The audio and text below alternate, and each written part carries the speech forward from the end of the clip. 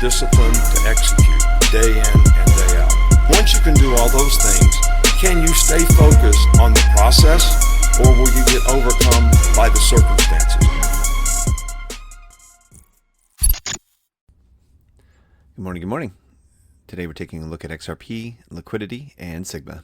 So, all right, we've got ourselves our 5 waves so far off the lows here. We've got a nice clean wave 1, 2, 3, and 4.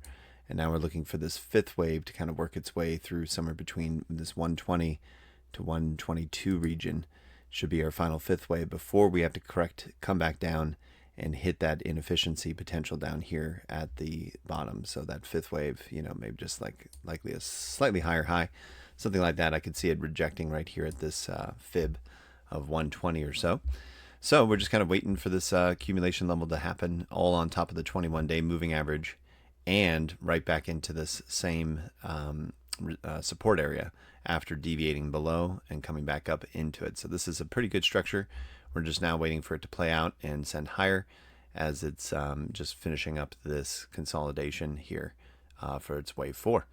And I'm kind of counting this wave 4 a little strange. It looks like we have a 5 and then an A, B, C, and then another 5 wave here. Whether or not we have to come back down all the way to the bottom of the 21-day moving average will be interesting to see how that plays. So, but so far, that's basically how the structure is playing out here for XRP on this local small range that we're playing in right now. Then we jump over to the liquidity. Here on the 24-hour time frame, you can see we got some more sweeping potentially to do to the downside to get this last bit of liquidity played out. But we've got liquidity at 113, 14, 15, 16, and so on and so forth, up into this kind of little bit of scarcity here at the 120 region. So we'll just be basically watching and waiting to see how well this sweeping of the upside kind of plays out with this so far higher low. And then Sigma itself is just kind of hanging out still, like always. It's the endless range we've been in since March. So we've just been trading and chopping this range. Now we're just looking for this little bounce here to play out. And if we can get a squeeze to the upside, that would be a good likelihood of continuation to onward and upward. Stochastic RSI on the daily starting to reverse to the downside. So we'll just kind of see how this little area of price action plays. But so far, I'm counting this as a completed ABC and a 1-2 wave playing out here. So Sigma's basically continuing its quest sideways. We've got liquidity above us and below. So we'll see if we have to go down first and then up.